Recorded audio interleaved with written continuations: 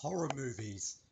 You all know what horror movies are. You know, the movies where you decide to watch and then you'll get nightmares afterwards, but you will still get addicted and watch them anyways.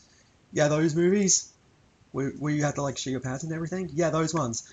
And the question is, how did they get into this? Main characters get into this mess in the first place?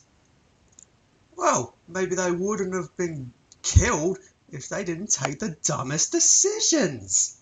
So today we're going to look at the 23 very dumb decisions characters made in horror movies that we're still mad about. Alright, so let's just check this out. I'm probably highly unlikely I would have seen a lot of them because I don't watch a lot of horror films, but... Right, so number 1, the Texas Chainsaw Massacre. The main characters pick up a terrifying looking stranger from the side of an unfamiliar backwoods country road. Do not pick up hitchhikers. Yes, because you know the story with hitchhikers. You have no idea who you're picking up. So, I mean, sure, it may be like, looks like they were lost and they were like stuck in the middle of nowhere, but still, you have no idea who these people are. That's the thing. You have to have second thoughts about this stuff. Number 2, The Conjuring in 2013. Why did the family even move into that ancient house in the first place? It had haunted vibes all over it from the first scene. Yeah, exactly. So there was this like a house where a serial killer used to live, but he died and he now haunts the place. Let's move in! Yeah, that's basically what horror movies are like. They literally move into a haunted house where there's literally like where the killer used to live. Number 3 in Scream 4, 2011. Sydney and her sister escape Ghostface and lock themselves inside a house, but her sister decides to sit in with her back facing the door. She gets stabbed through the mail slot. It's generally the dumbest decision I've ever seen committed to them. Yeah, don't do that. You know Ghostface is behind the door.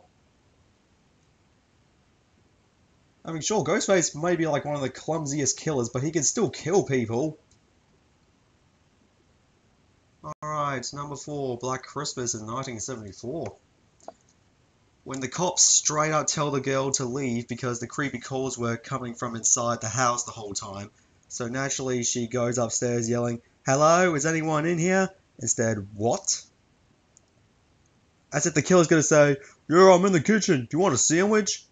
Like the killer will say that.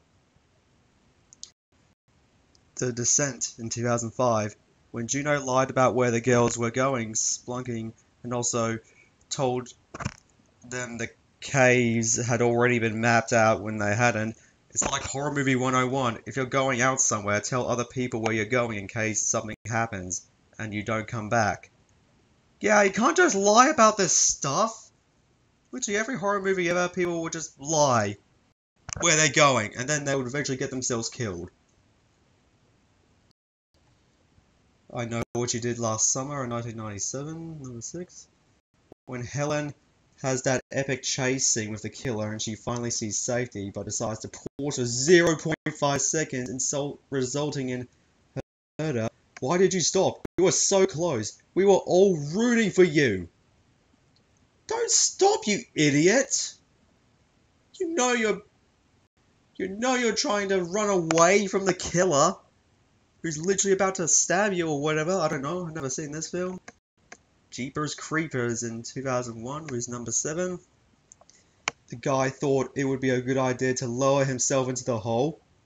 With scary noises and complete darkness. Let's go explore! Literally every horror movie character ever, whenever there's like spooky things, the spookiest places, they have to go to it. Go to the city or something. Go to a happier place for once. But of course, if they take smart decisions, there would obviously be no movie, would there? Last Shift in 2014 is number 8. Officer Jessica Loring clearly knew that there was some seriously scary stuff going on in that police station. She had so many opportunities to leave, and she even went out the door once and then came back in. It was just so stupid. Exactly! There's so many opportunities, and you said you went out the door and came back in. Yep, that sounds like horror movies. Number 9, Terrifier. When she had him on the ground, and instead of beating him senseless, she starts yelling at him like, "What the hell? Beat his head in, and then run like hell, dummy. You gotta make sure. You gotta make sure he's not awake, or whatever. Because look at that thing. Look at that bloody clown. You think you could trust a thing like him?" Number 10, Cabin in the Woods 2012. They actually went down into the creepy basement that opened by itself. Any sane person would have gotten the heck out of there as fast as humanly possible if that happened to them. Yeah, exactly. If someone opened my basement, even though I don't have a basement, if it opened by itself even, bags will be packed, and I think I should probably check new houses. That's it. Evil Dead 2013. Oh, hell no, I don't like that thing. In the reboot, there is absolutely no reason the teacher should have read from the book. It literally says on like every page not to read it. I absolutely love the movie, but that just irritates me to no end. Yeah, and it's coming from a teacher as well. Wow. Just wow. What Keeps You Alive from 2018, never heard of that. In this movie, the protagonist actually manages to escape from her psycho wife, but then goes back so she can confront her for some reason. Spoilers, but she just ends up getting pushed off a cliff again. Yep, that sounds about right. Alright, The Shining. What kind of dumb decision took place in The Shining? In the original, the mother barely escapes her psychotic killer husband, but after a struggle, she manages to lock him in the freezer downstairs, so she go back upstairs and take a nap. That's the stupidest decision ever. I would immediately leave the hotel if that's where The Shining takes place. And I don't know, I never watched The Shining, but still, I'm not going to be in the same building as my crazy husband. Jesus Christ. Dawn of the Dead from 1978. I would argue that one of the biggest horror movie fails ever in any decision made by the gang in the movie. They're a bunch of idiots, and I don't understand how any of them even survived as long as they did one pies a zombie in the face as a gag. And I remember one of them gets eaten while stopping to use blood pressure machine in the apocalypse. During a zombie attack, they all get eaten in the end. Of course they did. House at the End of the Street, 2012. When Jennifer Lawrence's character hears the thumping noise coming from the basement and decides to investigate, it turns out to just be someone's shoes in the dryer, but that led to her finding a hatch down to his sister's room, which starts the whole chain of events. Mate, you wouldn't have gone through all the trauma if you could just mind your own damn business. Yes, exactly. Wolf Creek 2005. When the main girl didn't double tap Mick Taylor, that was the dumbest move ever in the history of filmmaking. He was utterly relentless. Why not do it just to be safe? Why not people safe? All because they take that bloody decision. It Follows 2015, of course it does. This is a truly great film and I still love it, but I'll never understand the pool scene. I can't believe those kids really thought they could just electrocute the monster. Okay, sure guys. What if the monster could just survive like anything? Like, that's just movies. 18, Hereditary, I don't know how to pronounce that, in 2018. I have several, but this one in my top 3. When the son didn't just speak up and say, "Hey, I'm going to a house party, not a freaking school event, and I probably shouldn't take my kid's sister," after the mum forced him to take her wherever he was going. Her horrifying death could have been completely avoided Had he just said something? Yes, exactly. You always lie. Instead, you go to a house party, and is that the guy who becomes the Rock in Jumanji? Oh yeah, that's definitely him. But yeah, they always lie about going to a bloody house party. It's like a Scream movie kind of. Alien in 1979.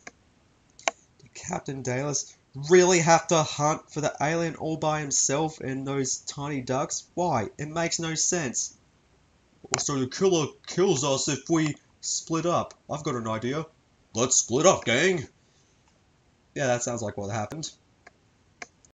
Pet Cemetery in 2019. In any iteration of this story, how did literally no one decide to just build a fence to block the extremely dangerous road? Seriously, there would be no problem at all if they just build a fence. Problem solved. Yes, a fence. We need a fence. Number 21, Saw 3 in 2006.